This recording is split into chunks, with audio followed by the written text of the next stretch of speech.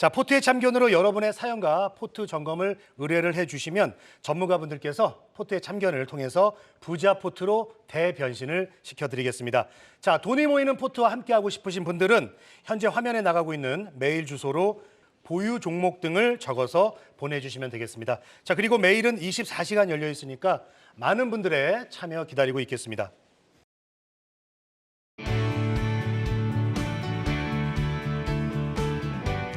안녕하세요. 투데이 안경 코리아 마켓 박권입니다. 안녕하세요. 박수진입니다. 네, 오늘도 고생 많으셨습니다. 외국인과 기관의 동반 매도세에 코스닥이 크게 흔들린 하루였습니다. 요즘 엔터주의 순환 시대입니다. 오늘은 JYP 엔터의 부진한 성적표가 발목을 잡으며 엔터 44가 동반 하락했는데요. 코스피는 조선주의 강세 속에 상대적으로 선방했습니다. HD 한국조선해양, 삼성중공업이 나란히 신고가를 기록했는데요.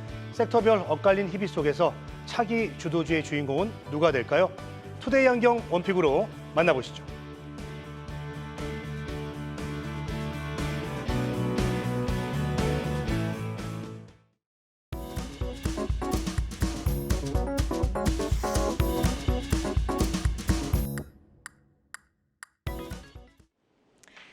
오늘 투데이 안경 원픽은 마고른 AI 디바이스 왕좌의 게임, AI주 다시 달릴까입니다.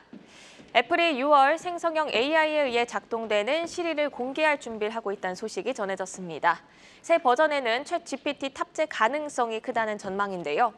앞서 삼성전자는 AI 스마트폰 갤럭시 S24 시리즈로 뜨거운 반응을 얻으며 올해 1분기 글로벌 스마트폰 시장 점유율에서 애플을 제치고 1위에 다시 올라섰습니다. 삼성전자는 스마트폰에 이어서 AI 가전으로 해외 시장을 공략 중입니다. 한편 조주환 LG전자 사장은 AI 인재 영입에 대해 강조를 했는데요. 7억대 디바이스를 활용해 플랫폼 기업으로 거듭나겠다는 포부를 밝혔습니다. AI 디바이스 왕자 쟁탈을 위한 치열한 경쟁 속에 오픈 AI는 현지 시간 14일 챗 GPT 신기능 공개를 예고하기도 했는데요. 오늘은 송민철 유한타증권 과장과 함께 자세히 얘기 나눠보겠습니다. 어서 오세요.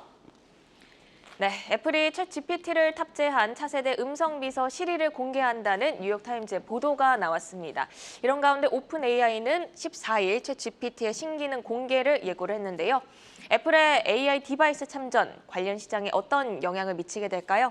예, 우선 그 애플이 지금 AI 디바이스 시장에 본격적으로 진출한다는 경우는 이는 이제 스마트폰과 관련 이제 시장 전반에 좀 큰 파장을 좀 일으킬 것으로 보고 있는데 기존 제품의 AI를 좀 통합하는 방식으로 좀 시장에 접근할 가능성이 좀 높고 이를 토대로 지금 가정용 어시스턴트나 그리고 AI 기반 헬스케어 제품 그리고 교육용 어플리케이션 분야에서 좀 혁신을 좀 주도할 것으로 좀 보고 있습니다. 따라서 이제 국내 업체 같은 경우에는 단점이 다 좀 존재한다고 좀 볼 수가 있는데 먼저 이제 경계점을 좀 살펴본다고 하면은 좀 시장 경쟁 심화로 이 애플의 진입은 좀 국내 업체들이 이미 경쟁하고 있는 지금 시장에서 더욱 치열한 경쟁을 좀 유발을 할 수가 있습니다. 특히 이제 강력한 브랜드 인지도와 좀 통합된 생태계는 좀 소비자의 선택을 애플로 좀 기울 수 있다. 그렇게 좀 볼 수가 있고 기술 혁신 압박 또한 좀 애플은 혁신적인 기술을 좀 계속 선보여왔기 때문에 좀 국내 기업들은 이제 기술 개발에 더 많은 투자를 하고 빠르게 혁신을 이루어야 될 과제가 있습니다. 반면에 이제 수혜로 좀 볼 점은 지금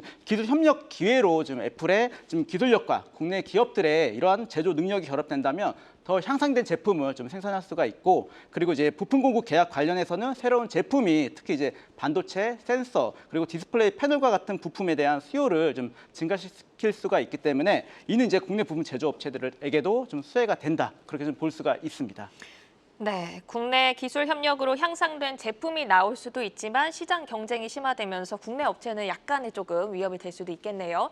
오픈 AI가 챗 GPT 신기능 공개를 또 예고를 했습니다. 여기서 어떤 기능들이 업그레이드 될 것으로 보시는지 궁금한데요. 관련해서 국내에서 어떤 업체들이 부각을 받게 될까요? 네, 먼저 이러한 발표는 이제 특히 이제 자연어 처리나 그리고 기계학습 그리고 응용 프로그램 통합 분야에서 좀 두드러진 이제 기술의 다양한 좀 기회를 좀 제공한다고 좀 볼 수가 있습니다. 그렇기 때문에 신기능 관련 상호작용 개선으로 지금 사용자와 상호작용을 보다 좀 자연스럽게 그리고 유용하게 만드는 기능이 추가될 수 있고 그리고 예를 들어서 더 정확한 문맥이나 그리고 연속적인 대화 흐름을 좀 가능하게 하는 기능일 수가 있습니다. 또한 이제 다양한 언어에 대한 지원 확대로 좀 국내에서뿐만 아니라 더 많은 사용자가 자신의 모국어로 챗 GPT를 좀 사용할 수 있게 될 것이기 때문에 물론 이제 지금은 이제 반도체 쪽, 하드웨어 쪽만 좀 수혜가 있지만 향후에 이 부분은 좀 소프트웨어 쪽으로 좀 넘어갈 것 같은데요.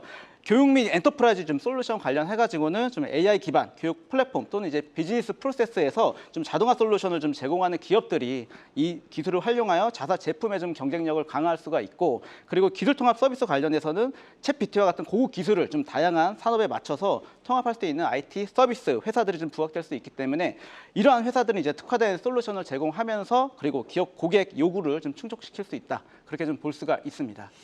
네, 하드웨어 쪽에서 소프트웨어 쪽으로 또 수혜가 옮겨갈 수 있다는 말 짚어주셨는데 삼성전자 얘기도 좀 해보겠습니다. 애플보다 AI 스마트폰에 있어서 앞서 나가고 있습니다. 1분기 글로벌 스마트폰 시장 점유율에서 1위를 기록했고요. 또 미국에서 이제 시장 점유율이 4년 만에 최고를 기록을 했습니다. AI 스마트폰에 이어서 AI 가전도 해외에서 호평을 받고 있다는 소식인데요. 삼성의 이런 AI 전략 행보에서 주목할 점, 그리고 관련해서 관심 있게 볼 밸류체인 업체, 어떤 업체들이 있을까요? 네, 우선 이 삼성이 지금 AI 기술을 좀 자사의 다양한 좀 제품 구매에 이제 통합이 될 것이라고 지금 보고가 있는데, 특히 이제 반도체나 그리고 스마트폰, 가전 제품 등에서 좀 혁신을 좀 추진하고 있습니다. 그렇기 때문에 삼성의 AI 전략은 기존 제품의 기능을 좀 강화하고 그리고 새로운 시장 기회를 좀 창출하는 데 좀 중점을 두면서 주목할 만한 밸류 체인은 무엇보다 이제 소부장, 먼저 반도체 및 부품 제조업체를 좀 둘 수가 있습니다. 그렇기 때문에 삼성이 AI 반도체 개발에 좀 박차를 가하고 있어 이 분야에서 고성능 칩을 지금 제작할 수 있는 업체들이 좀 중요하고, 이는 이제 기술력을 갖춘 국내 반도체 장비 및 소재 업체에게는 좀 중대한 기회가 될 수가 있습니다. 뿐만 아니라 이제 삼성의 스마트폰 및 가전 제품에 좀 통합될 수 있는 AI 기반 소프트웨어를 좀 개발하는 회사들도 좀 주목할 만한데, 이들 회사는 이제 사용자 경험을 개선하고 그리고 새로운 기능을 좀 제공하기 위해서 소프트웨어 솔루션을 좀 개발하는 데 계속 중점을 둘 예정에 있습니다. 네, 그런데 AI 반도체 관련주들이 지난 4분기에 좀 기대보다 낮은 성적표로 시장에서 실망감이 크게 노출이 됐었습니다. 1분기 실적은 좀 개선된 성적표 기대해 볼 만할까요? 예, 맞습니다. 물론 이제 작년까지만 해도 많이 힘든 부분이 좀 있었지만 이제 AI 시대로 돌입하면서 AI 반도체 관련주는 지난 몇 분기 동안 좀 이런 침체를 벗어나서 글로벌 반도체 수요 변동성과 공급망 문제로 인해서 다소 불안정한 실적이 턴할 것이다. 그렇게 좀 보고 있는데, 지금 중장기적인 전망은 이제 여전히 좀 밝다, 그렇게 좀 보고 있고, AI 기술의 발전과 이를 적용하는 다양한 산업의 성장이 AI 반도체에 대한 수요를 좀 지속적으로 좀 증가시킬 것으로 좀 보고 있습니다. 뿐만 아니라 지금 D램 그리고 낸드 반도체 역시 좀 이렇게 턴을 하면서 좀 실적 개선 가직성이 좀 눈에 들어오고 있는데, 자율주행이나 스마트홈 그리고 산업 자동화는 반도체에 대한 수요를 좀 증가시키고 있고, 특히 이제 고성능 컴퓨팅과 데이터 센터의 요구가 이렇게 증가함에 따라서 관련 반도체 수요도 좀 증가할 것입니다. 그리고 초기 팬데믹 기간 동안 겪었던 이러한 공급망 중단과 제약이 점차 완화되면서 좀 생산 능력이 회복되고 있기 때문에 이는 반도체 제조업체들이 좀 수요를 충족시킬 수 있고, 그리고 재고 부족 문제를 좀 완화시킬 수 있습니다. 따라서 이제 투자자 입장에서는 좀 기술 리더십으로 좀 기술적 우위를 가진 회사들, 특히 이제 고성능 AI 칩을 개발할 수 있는 능력을 갖춘 회사들의 주식에 좀 주목할 필요가 있고, 대형 기술 회사들과 이런 파트너십이나 협력 관계를 통해서 좀 안정적인 수익원을 확보하고 있는 회사들에 좀 특히 이제 중점을 좀 둬야 된다, 그렇게 좀 볼 수가 있겠습니다. 네, 고성능 AI 칩 개발 업체에 주목을 해보자란 말씀 남겨주셨습니다. 오늘 애플의 차세대 음성 비서 시리가 공개될 것이라는 소식에 AI 챗봇주가 모처럼 고개를 들었습니다. 특히 이 음성인식 관련주들의 탄력이 굉장히 좋았는데요. 실제로 모습을 드러내는 그 애플의 6월 개발자 컨퍼런스까지 모멘텀의 연속성 저희가 기대해 볼 수 있을까요? 네, 여전히 좀 유효하다고 좀 보고 있는데요. 일단은 지금 애플이 지금 차세대 음성 비서 시리를 공개한다는 소식이 지금 기술 관련주에는 좀 긍정적인 영향으로 다가오고 있는데, 올해 LLM 관련해서는 좀 작년까지는 이제 텍스트가 포커스였다고 하면은 올해는 음성이나 영상 쪽으로 이 포커스가 될 예정에 있습니다. 그래서 즉 사용자 인터페이스 개선에 의해서 뭐 시리의 기능 향상은 좀 사용자가 좀 기기와 상호작용하는 방식을 좀 더욱 좀 효율적으로 그리고 직관적으로 좀 만들 수 있다. 그리고 이는 다른 음성비서 기술 개발에도 좀 긍정적인 영향을 미칠 것으로 좀 보고가 있고, 그리고 또한 개선된 음성인식 이 기능이 좀 개발자들에게 더 많은 창의적인 응용 프로그램을 만들 동기를 부여를 할 것입니다. 따라서 이 모멘텀 연속성 여부는 좀 계속 좀 체크를 해봐야 되는데, 애플의 연례 개발자 컨퍼런스까지 음성인식 기술에 대한 관심이 좀 지속될 가능성이 높기 때문에 이 행사에서 추가적인 발표가 있을 경우는 관련 기술과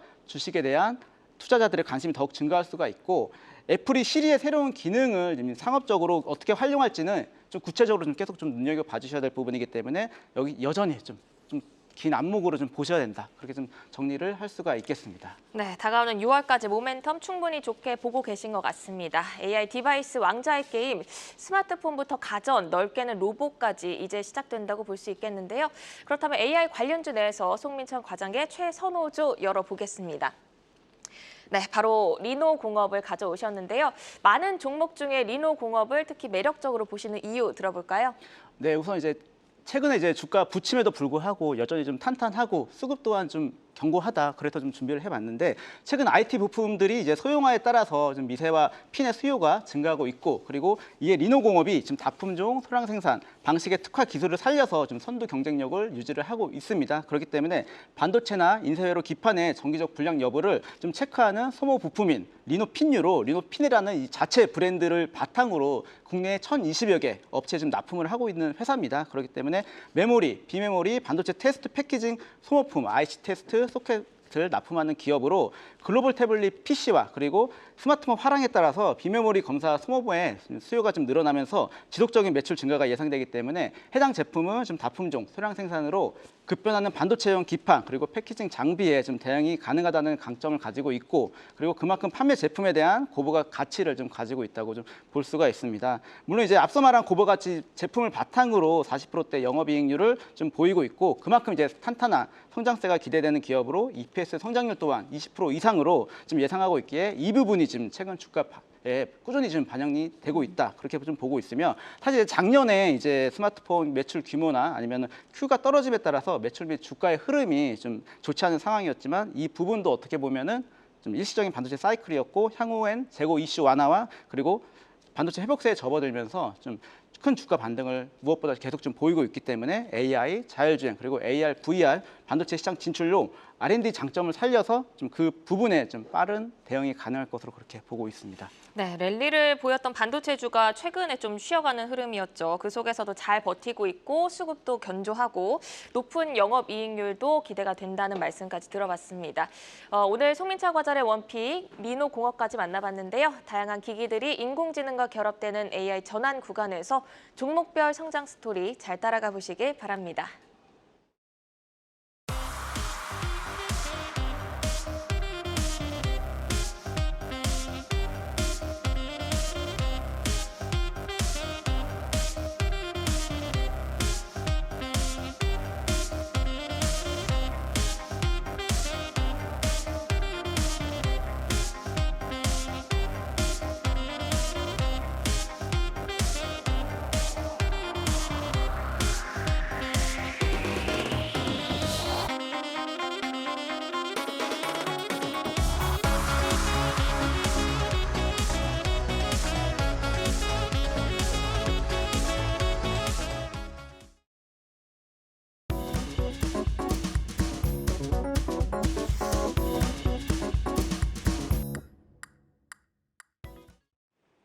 본격 전국민 부자 포트폴리오 만들기 프로젝트 포트의 참견입니다.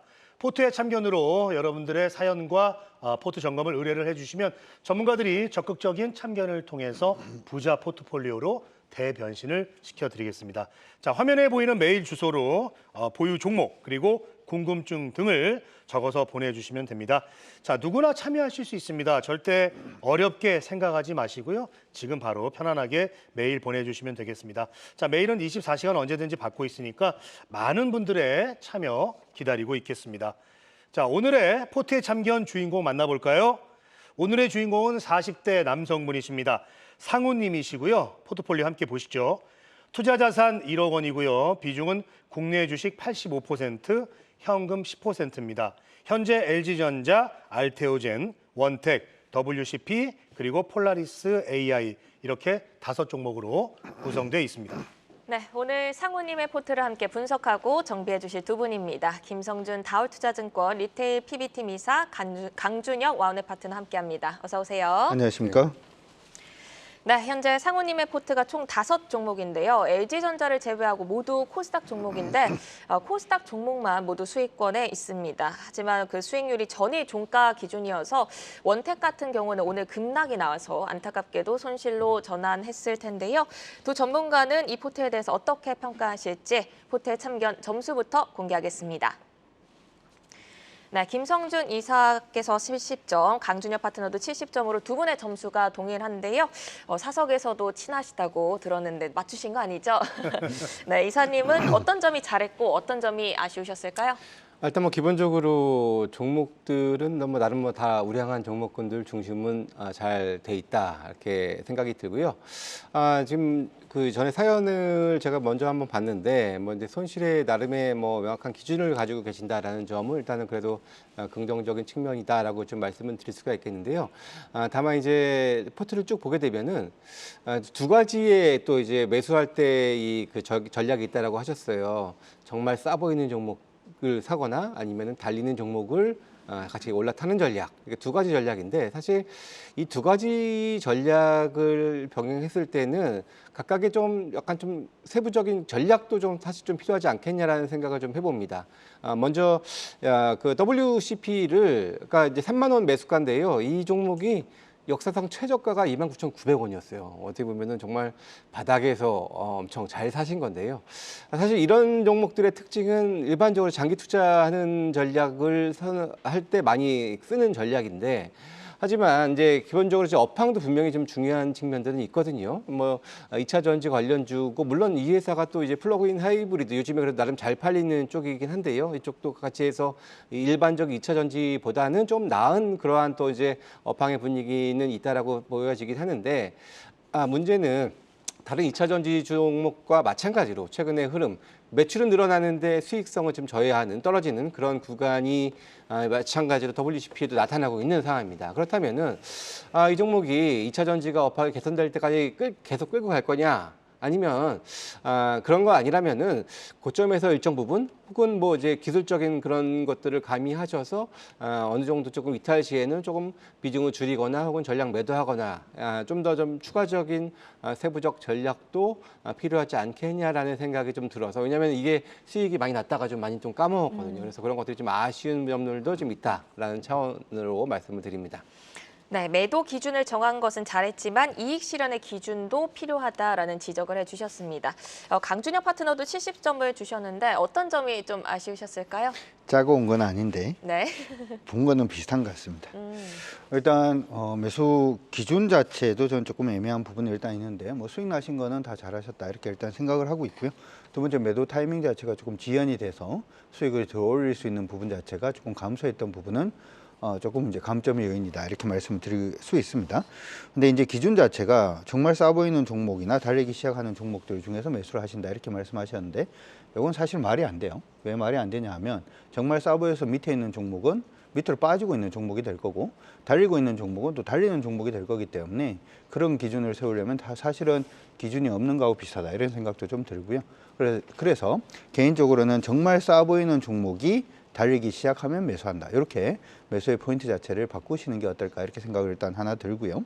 두 번째는 일단 매도 손실 부분을 마이너스 10% 정도를 일단 잡는다 이렇게 얘기를 했는데 이거는 그렇게 하시면 안 됩니다. 굉장히 위험한 방식인데 무슨 얘기냐면 내 매수가 대비해서 10% 빠지면은 이제 팔겠다 이런 뜻이잖아요. 근데 내 매수가 대비해서 11% 지점에 모든 사람이 지지 라인이라고 보고 있는 포인트가 있다면 난 10%에 팔았는데 11%에서는 반등을 하는 그런 모습이 일단 나올 수도 있거든요. 그래서 손실 매도하는 그 포인트 자체를 잡을 때는 트레이딩 관점에서는 항상 내가 기준이 아니라 다른 사람들이 보는 이렇게 무너진다라고 하는 그 자리 자체를 좀 찾아서 접근하시는 게 일단 좋고 그러면 이제 금액이 좀 많이 커지지 않나요? 이렇게 궁금해 하실 수도 있는데 그 부분은 그 퍼센티지를 내가 생각하고 있는 금액으로 그냥 맞추는 계산식을 한번 고민을 해보시면 충분히 답을 낼 수 있지 않을까 싶습니다. 그래서 물론 이제 수익 낳는 부분을 보면 만점을 드리고 싶습니다만은 이러한 이제 매도의 포인트라든지 아니면 투자 원칙에 약간은 허점이 좀 보이시는 것 같아서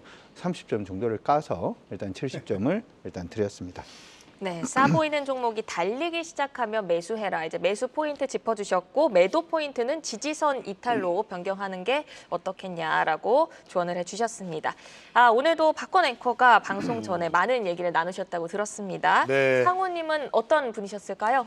자, 상호님은 직장 생활 그리고 주식 투자도 5년 차 되셨는데 뭔가 발전이 없는 것 같아요. 이렇게 아쉽게 사연을 주셨습니다. 자, 상호님의 이 성향을 좀 보면 투자 성향이 이제 공격적입니다. 매수는 정말 싸 보이는 종목이나 막 달리기 시작하는 종목 중에서 고른다고 하셨고요. 매도는 손실은 마이너스 10%를 기준으로 하고 수익은 기준을 정해놓지 않고 상황에 따라서 다르게 대응한다. 이렇게 말씀을 하셨습니다. 자, 직장 생활도 주식 투자도 시간이 지나면은 레벨이 좀 올라가고 수익도 많이 불어날 줄 알았는데 늘 제자리라서 좀 답답하다. 자, 이런 아쉬움을 토로하셨습니다. 자, 김성준 이사, 상호님의 이 투자 성향과 매매 기준을 어떻게 좀 평가를 하시는지요? 늘 제자리 같다고 하셨는데 좀 탈피를 해야 되겠죠?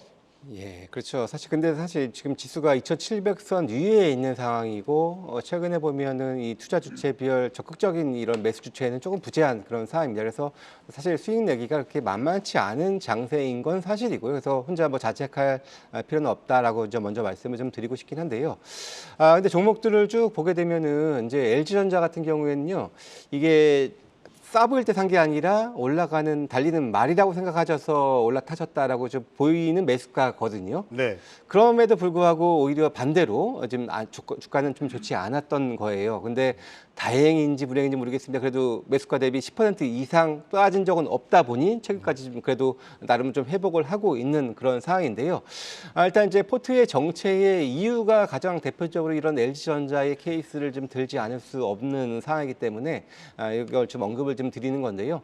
기본적으로 이제 전략적으로 이것이 달리는 많이라고 하면은 그래서 아마 3월 혹은 2월 달 정도에 사셨을 텐데 그동안에 상당히 조금 재미는 없으셨을 거란 말이죠. 그렇다면은 이런 것들이 포트에 계속해서 쌓이고 또 쌓이다 보면은 포트 수익을 이렇게 취하기가 그렇게 뭐 만만치는 않을 겁니다. 그래서 이런 것들을 어떻게 보면 조금 뭐 기술적으로든 뭐 좀 다른 방법으로 내가 선택했던 이유와 다르게 지금 주가는 움직였던 거니까 그랬을 경우에는 정말 공격적이고 좀 트레이딩을 원하고 더 고수익을 원한다면은 이런 것들을 계속 끌고 가기보다는 적당한 시기에 조금 비중을 조절하시면서 가시는 게 이제 물론 다음 선택이 꼭 잘 되라는 법은 없겠습니다만 그래도 그런 식의 전략을 하셔야 조금 더 그래도 원하시는 공격적이고 좀 더 이제 달리는 말을 타는 그런 전략에 좀 부합하지 않나 이런 좀 생각이 듭니다.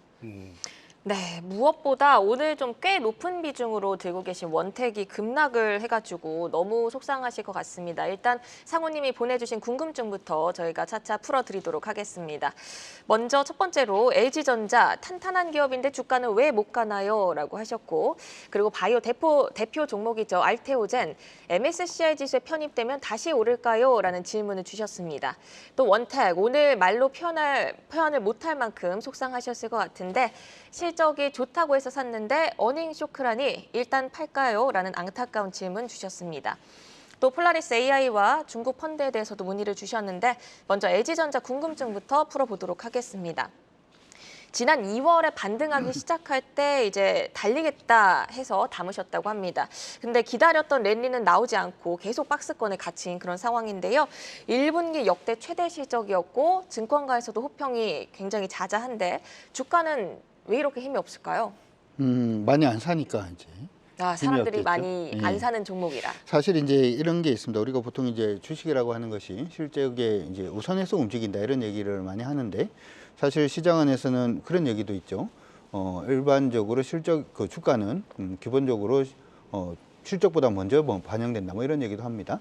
사실 이 두 가지 내용은 서로 맞지는 않는 내용이죠. 그래서 여러분들이 구분을 하셔야 되는 것은 첫 번째 이제 실적이 미리 반영된다라고 하는 부분은 일반적으로 성장주가 그렇다 이렇게 생각을 하시고요. 실적보다 주가가 이제 늦게 가는 경우가 있는데 보통 이제 가치주라든지 대형주들은 그러한 경향이 있습니다. LG전자 같은 경우는 사실 2021년부터 지금까지 계속의 실적이 좀 영업이익이 계속 감소를 했기 때문에 시장 안에서는 조금 이제 뒤로 늦춰진 그러한 종목이었고 올해부터 시작해서 실적은 좋아지고는 있습니다만은 시장 안에서는 반도체 반도체 붐이라든지 하는 쪽으로 아니면 바이오라든지 하는 쪽으로 시장의 매기 자체가 쏠리면서 LG전자는 조금 소외된 것이 아닌가 이렇게 생각을 하고 있고요. 개인적으로 그렇기 때문에 어떻게 보면 이제는 다시금 실적으로 시장의 눈 자체가 전환되고 있는 그러한 시점이다 이렇게 생각을 합니다. 따라서 LG전자의 주가 상승은 완만할 가능성이 있습니다만은 지금부터가 시작이 아닐까라고 개인적으로 일단 생각을 하고 있고요. 따라서 뭐 보유하고 계신다면 계속 보유하시는 게 저는 옳지 않을까 싶습니다. 네, 실적이 계속해서 올라가고 있기 때문에 완만할지언정 지금부터는 좀 올라가는 자리일 거기 때문에 보유 의견을 주셨습니다.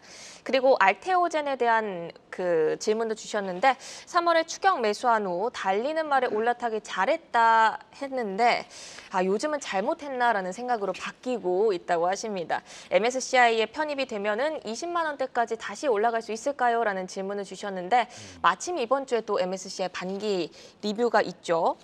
알테오젠을 어떻게 대응해야지 좀 수익을 극대화할 수 있을까요? 예, 일단 뭐 달리는 말에 잘 올라탄 케이스이긴 한데 이 또한 이제 전략적으로 한번 올라탔는데 그 다음에는 매수가 대비 10% 떨어져야 판다라는 기준.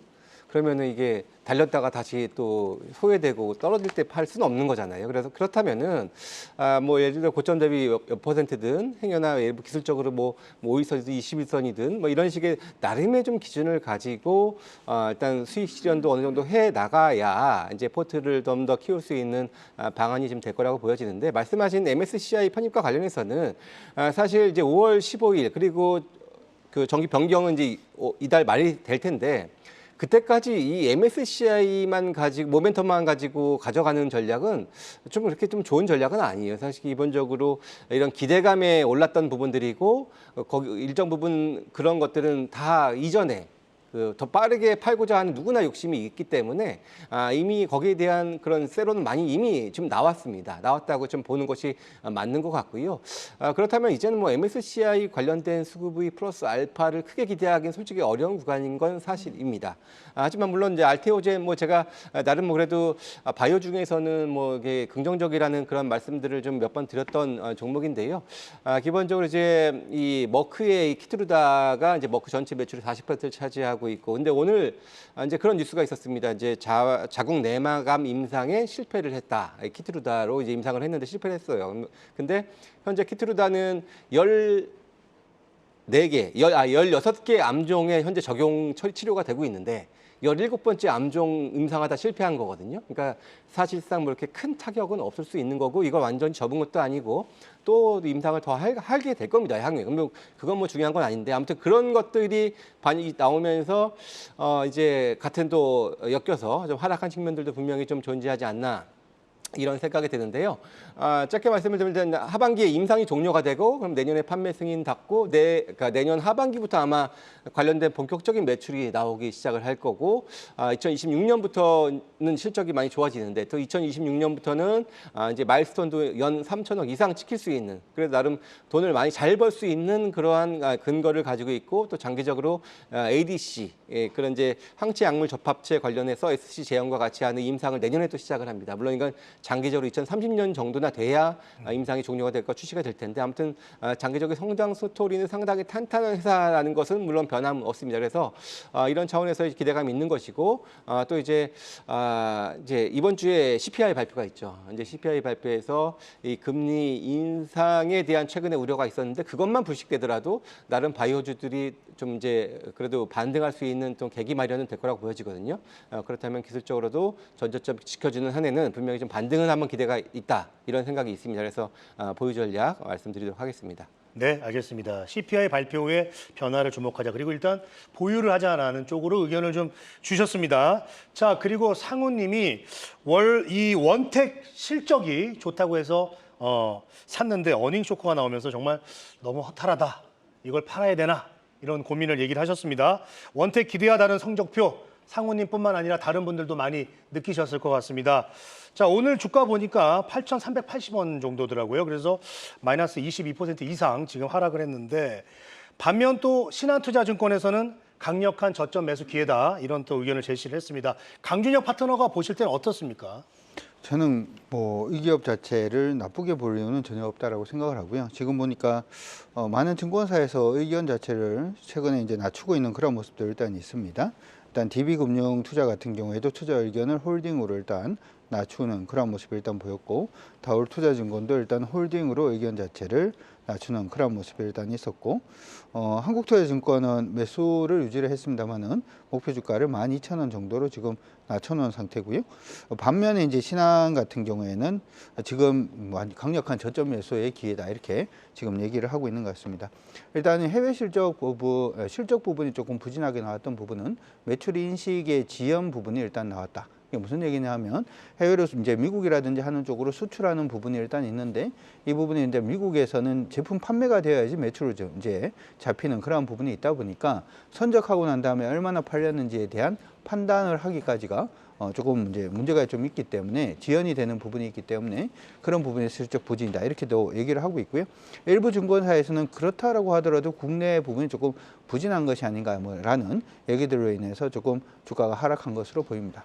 그런데 개인적으로 생각을 일단 해본다면 원택뿐만 아니라 최근에 이제 파마 리서치라든지 관련된 피부 미용 관련된 종목군들이 대부분 좀 긍정적인 모습을 보여주고 있고, 판매량 증가라든지 하는 부분이 지속적으로 나타나 있다라는 점을 생각을 해본다면 개인적으로는 지금 팔 때는 아니다 이렇게 생각을 하시는 게 좋을 것 같고요.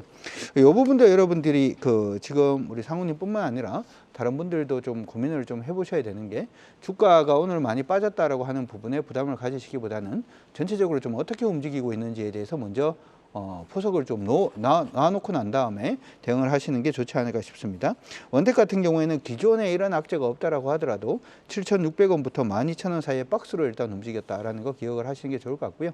당연히 지금 가격이 8,380원이다라는 점을 생각을 한다면 지금은 추가로 매수해야 되는 시기지 이 종목을 팔아야 되는 시기는 아니다 이렇게 저는 생각을 하고 있고요. 기존의 이 박스권을 유지하는 한 지속적으로 홀딩 하시는 과정이 좀 필요하지 않을까 싶습니다. 네, 알겠습니다. 오늘 뭐 많이 빠졌다고 해서 너무 부담 갖지 말고 좀 큰 그림을 그려보자라고 하셨습니다.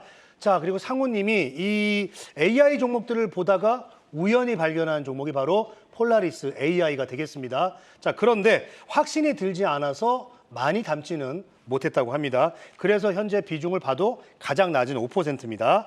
자, 또 만약에 팔면은 또 더 오를 것 같은 그런 걱정이 들어가지고 매도를 또 쉽게 못하겠다고 하셨습니다. 더 욕심내면 안 되겠죠라고 해주셨는데 어떻게 될까요? 이거 떠나 보내줘야 될까요? 예, 사실 요즘에 이 AI 관련된 이런 종목군들이 전반적으로 좀 소외가 많이 되고 있는 그런 상황인데, 이제 폴라리스 관련 회사들만 상당히 좀 강한 움직임을 좀 보여주고 있는 것이 사실입니다. 물론 이유는 있었죠. 이제 엔비디아 스타트업 육성 프로그램에 이제 종속회사가 선정이 됐다 이런 뉴스가 있었습니다. 그러면서 이제 폴라리스가 전반적인 강세를 보여줬는데, 지금 공교롭게도 이제 폴라리스가 인수한 다음에 이 턴어라운드가 작년에 됐어요. 이게 사실 폴라리스 오피스도 작년에 실적 상당히 좋았고요. 폴라리스 그룹 전반적으로 이 AI에 좀 잘 대응하고 있다라는 그런 느낌은 좀 드는 그런 회사긴 한 건 사실이고요. 일단은 이런 것들은 이제 달리는 말이었죠. 달리는 말인데, 일단은 현재로서는 이제 기술적인 이런 것들을 좀 세워야 되지 않겠냐. 예를 들어서 짧게는 뭐 오늘 저점을 이탈을 하면은 좀 일부 정리를 하겠다. 혹은 뭐 아니면 조금 더 수익이 있으니까 여유를 보인다면은 지난 3월에 고점대를 형성했었던 3,200원 정도 수준까지는 그래도 한번 버텨보겠다. 일단 이런 정도의 약간 좀 이제 생각을 가지시고 뭐 지금 당장에 내릴 필요는 없는 부분인 건 사실인데, 다만 이게 업종이 다 전반적으로 좋아질 때 더 강한 흐름을 보여줄 수 있는데, 아쉬운 거는 이제 홀로 달리고 있다. 이런 조금 아쉬움은 분명히 있어요. 하지만 그래도 저는 추가적인 반등 가능성은 분명히 좀 존재하는 만큼 아직은 조금 더 내리기보다는 그런 저점 이탈하지 않는 한 조금 더 한번 끌고 가보자라는 전략도 말씀드리겠습니다. 네, 추가 반등 가능성을 더 높게 보셨습니다. 보유 의견 주셨고요.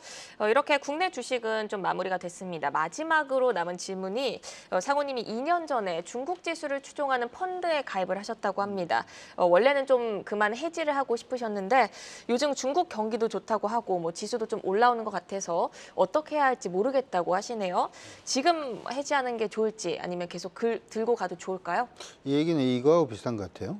이제 수영장 있는 집을 하나 이제 샀는데 수영을 하고 싶어서 겨울철에는 수영을 못 하니까 좀 힘들게 이렇게 지내다가 봄이 왔는데 이제는 수영을 할 수 있는 시점이 왔는데 이걸 지금 팔아야 되나 이렇게 생각을 하는 거하고 비슷한 것 같아요. 무슨 얘기냐면 중국 경기가 계속해 좋지 않았습니다. 그렇기 때문에 경제 성장률도 좋지가 않았고요. 이러한 부분들 때문에 중국의 지수 자체도 굉장히 좀 부정적인 그런 모습을 일단 보였죠.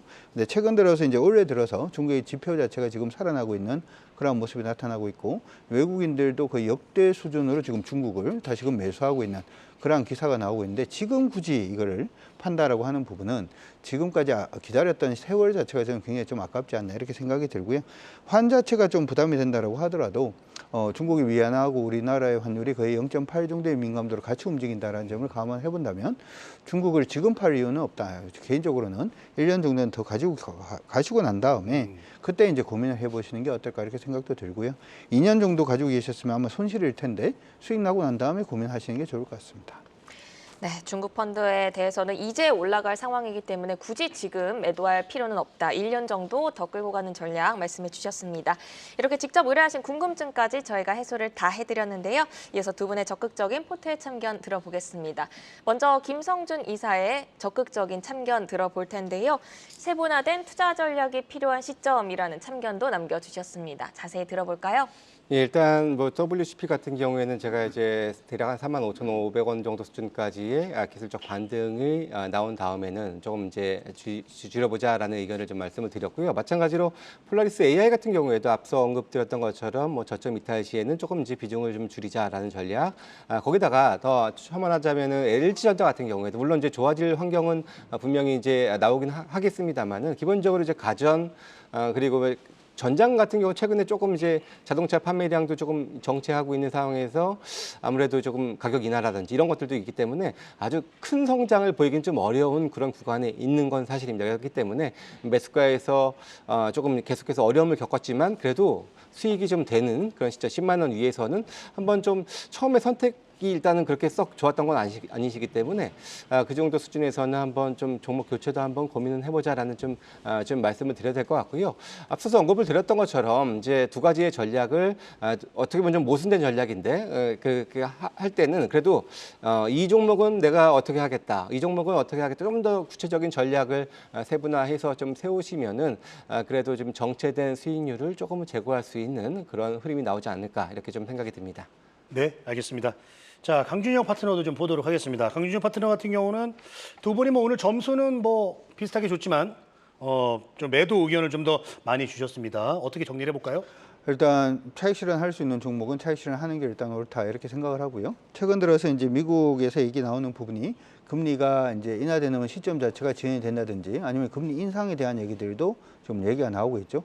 일반적으로 금리가 인하되지 않는다라고 하면 금리 인하의 수혜가 보통 바이오 관련된 종목이 수혜가 될 수가 있다라는 점 일단 생각을 해본다면, 그리고 AI 관련된 부분의 종목군들도 역시 마찬가지입니다. 금리가 인하되기 시작을 해야지 투자할 수 있는 여력 자체가 높아지기 때문에 그쪽이 좀 긍정적이다라고 볼 수가 있는데, 그래서 이제 금리 부분을 생각을 해본다면 지금 제약바이오 관련된 종목이라든지 아니면 AI 관련된 종목이 일정 부분 수익이 나 있는 상태이기 때문에 좀 정리를 하는 게 옳지 않을까 이렇게 생각을 하고 있고요.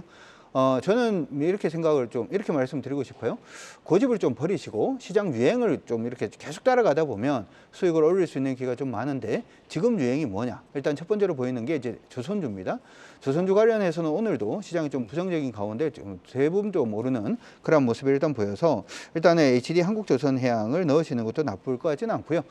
이 종목이 좀 무거울 것 같아서 조선 기자재를 넣는다면은 한국카본 같은 종목도 전 나쁘지 않다 이렇게 생각을 합니다.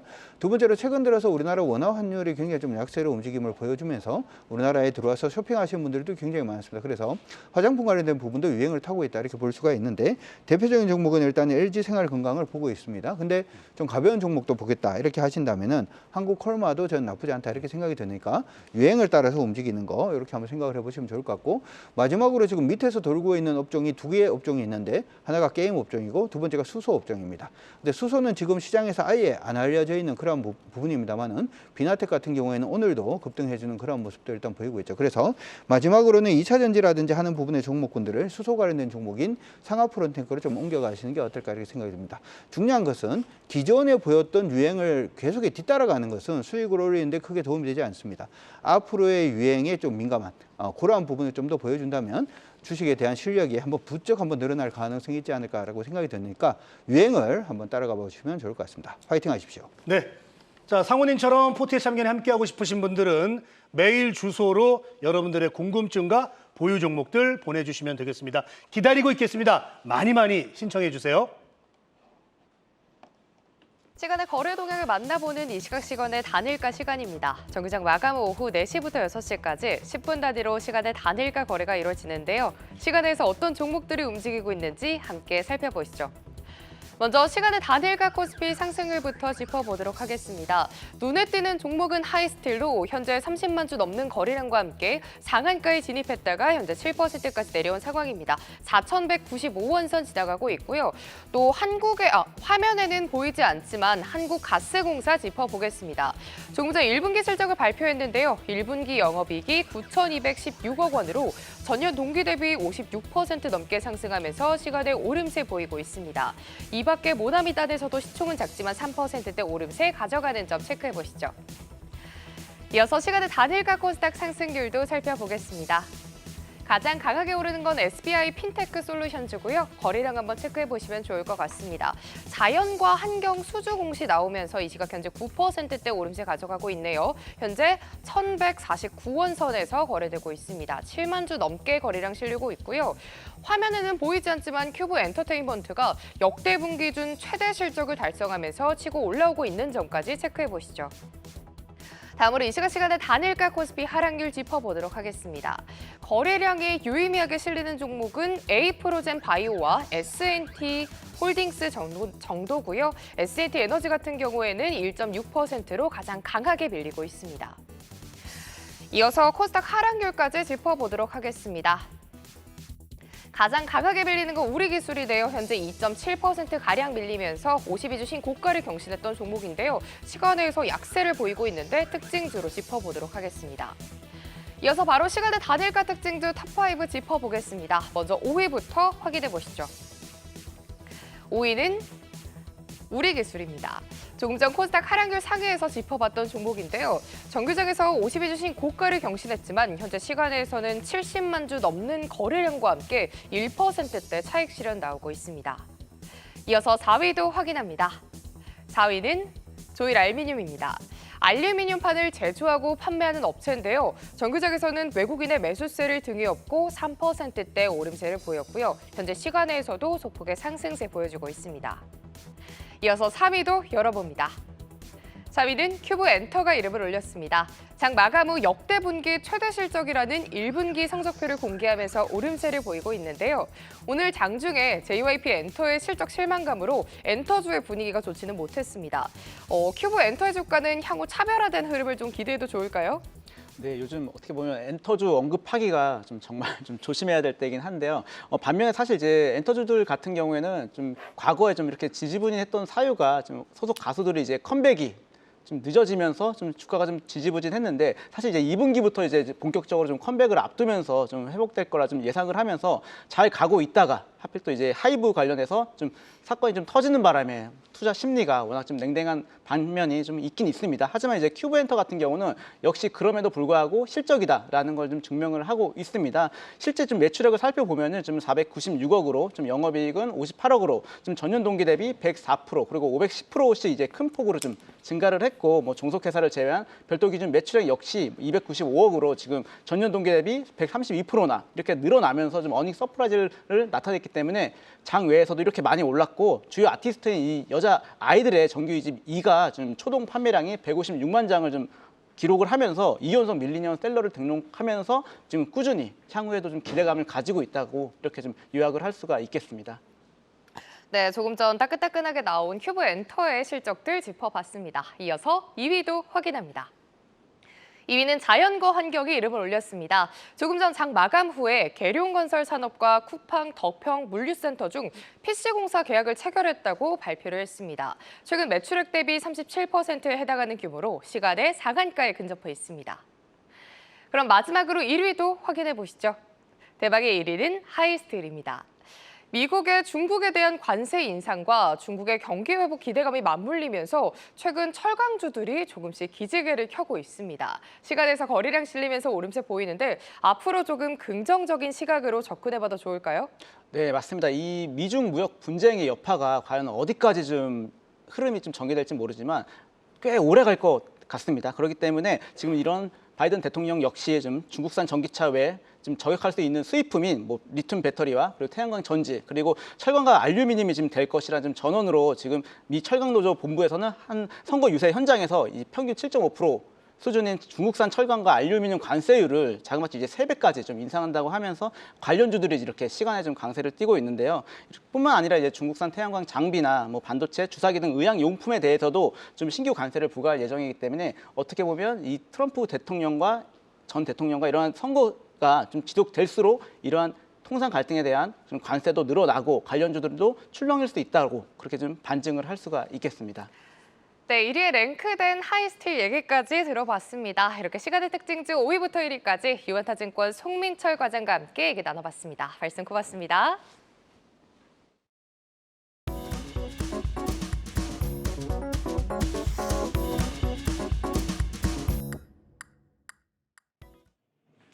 내일은 어떤 종목들이 시장의 주인공들이 될까요? 주도주로 떠오르게 될 미리 보는 종목들 만나보겠습니다. 내일장 101인데요. 화면으로 보시죠. 자, 김성준 이사 삼천당 제약 그리고 강준혁 파트너는 HMM을 내일장 101으로 뽑아주셨습니다. 자, 김성준 파트너 내일장 101부터 보도록 하겠습니다. 자, 4월 고점 이후에 약해진 탄력이 좀처럼 회복되지 않고 있습니다. 자, 현 시점에서 삼천당 제약 어떤 것들을 좀 주목해 볼까요? 예, 일단 앞서서 언급을 드렸던 것처럼 미국의 CPI 발표가 그래도 최소한의 금리 인상 기대에 대한 우려 정도는 불식시켜 줄 수 있지 않겠냐라는 기대감 섞인 어느 정도 좀 가정을 전제로 한 그런 이제 종목이기 때문에 철저하게 일단 분할 매수의 관점이 필요하다는 점 먼저 말씀을 좀 드리도록 하겠고요. 이제 오늘 뉴스에 하나가 있었는데 미국 제네릭 관련해서 이제 전반제 14개 품목을 이제 공급 계약을 했는데 이것이 이제 수출식을 이제 오늘 했다라고 해서요. 올 하반기부터 최소 3개 품목 정도는 이제 매출이 시작될 것이다라고 하는데요. 보게 되면 매출이익의 한 50에서 70%까지 이제 수익을 인식하는 수익 배분하는 그런 계약을 체결한 바 있습니다. 그래서 본격적으로 좀 매출에 대한 기대감도 있는 건데요. 무엇보다 이 삼천당 제약을 움직였었던 것은 지난 3월에 있었던 유럽 9개국에 관련돼서 이 황반변성 치료제 아일리아 시밀러와 관련된 이제 독점 계약 체결 소식과 함께 주가가 좀 강하게 지금 상승을 했었던 기억이 있는데요. 사실 이 아일리아 시밀러 관련해서는 이미 캐나다 그리고 일본 그리고 우리나라 그리고 그 전에 작년에는 유럽 5개국에 이어서 이번에 또 추가로 9개국 해가지고 계속 늘려가고 있는 상황인데요.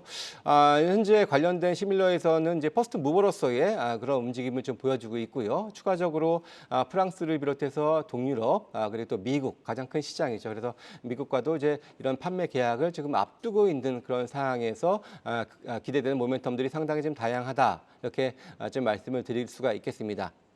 또 더불어서 이제 에스페스 이 동사가 가지고 있는 이제 이런 이제 어떻게 보면 플랫폼인데요. 이것을 기반으로 해서 최근에 이제 미국과 함께 그 텀시트 계약을 한번 체결한 바에 있었던 그 GLP-1 관련된 그런 이제 모멘텀들 거기다가 더불어서 이 50조 거대 시장인 인슐린 그러니까 경구용 인슐린입니다. 어떻게 보면 환자 입장에서 가장 이렇게 접근이 편하고 환자 질 삶의 질의 차원에서도 상당히 좀 많은 좀 효과 파급 효과를 볼 수 있는 그런 부분에 있어서 아직까지 물론 임상이 초기 단계이긴 합니다만 장기적인 성장성까지 감안해 봤을 때 전 충분히 좀 우상향할 수 있는 장기적으로 좀 투자할 수 있는 그런 회사라고 말씀드릴 수 있겠습니다. 자, 예. 네, 목표가도 말씀해 주시죠. 목표가는 일단은 1차적으로는 최근에 고점이었죠. 15만 원 정도를 네. 말씀을 드리겠습니다. 네, 자 강준혁 파트너 내일장 101도 만나보도록 하겠습니다. HMM입니다. 자, 해상 운임이 반등되면서 해운주들 다시 주목받고 있어요. 네. 매력 포인트 좀 살펴볼까요? 사실 저는 포인트 자체는 중국 경기 회복에 대한 수혜에 대한 기대감을 일단 저는 보고 있긴 합니다만은 최근에 시장에서 계속 나오고 있는 부분은 홍해 그리고 수혜주 운하 부분으로 인해서 일단은 해상 운임이 부담이 좀 오르고 있다라고 하는 부분에 초점을 맞추고 있는 것으로 그렇게 보입니다. 아직 증권사들의 의견 자체는 그다지 긍정적이지는 않는데 이러한 부분은 향후에 이제 그 신규로 상장될 물량 자체가 굉장히 좀 많기 때문이다 이렇게 말씀 먼저 드릴 수가 있을 것 같습니다.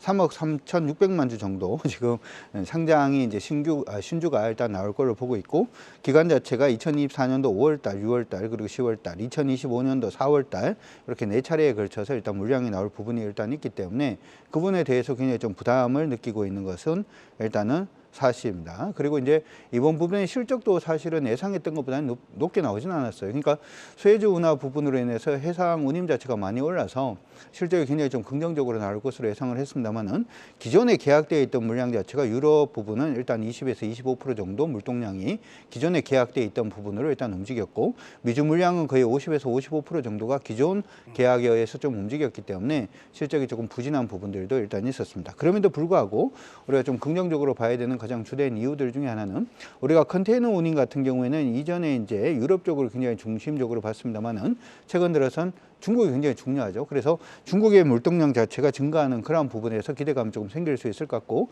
이번 주 금요일에 소매 판매 부분 중국에서 나오는 부분도 좀 긍정적인 효과가 있지 않을까 싶습니다. 현재 시점에서는 일단은 목표가 23,200원, 이탈가는 15,230원 제시해 드리도록 하겠습니다. 네, 자 김성준 이사는 삼천당제약 그리고 강준영 파트너 HMM 만나봤습니다. 함께해 주신 두 분 고맙습니다. 고맙습니다. 글로벌 증시 브리핑 전해드립니다. 중국은 3개월 연속 상승한 소비자 물가지수에도 불구하고 하락세를 보이네요. 상해가 0.2%, 선전이 0.6%로 조정을 받는 모습이고요. 반면에 항생지수가 힘이 좋습니다. 현재 19,100선 돌파하면서 0.9% 오름세 보이고 있습니다. 미국 정부가 중국산 전기차에 부과하는 관세를 기존보다 대폭 상승할 것으로 보입니다. 기존의 25%에서 100%로 상향하는 방안을 발표하면서 양국의 갈등은 더욱더 심화되는 모습인데요. 중국은 보복 조치를 예고했는데 미중 무역 갈등이 심화되면서 국내 업계의 피해도 우려되는 모습입니다. 한편 우리 한국의 외교부 장관이 6년 반 만에 중국을 방문합니다. 한중 외교장관에서는 공급망 협력을 비롯해서 한중 관계 발전 방안 등 다양한 의제를 논의할 예정입니다. 이어서 유럽 증시 개장 상황도 전해드립니다. 유럽은 온도 차이가 있긴 하지만 그래도 보합권에서 방향성을 찾는 모습이죠. 닥스가 0.07의 오름세, 까크 지수가 파란불로 출발했습니다. 지금까지 글로벌 증시 브리핑 이마이였습니다. 방송 후에도 유튜브에 포트의 참견 검색하시면 다시 보실 수가 있습니다. 오늘도 함께해 주신 여러분 고맙습니다.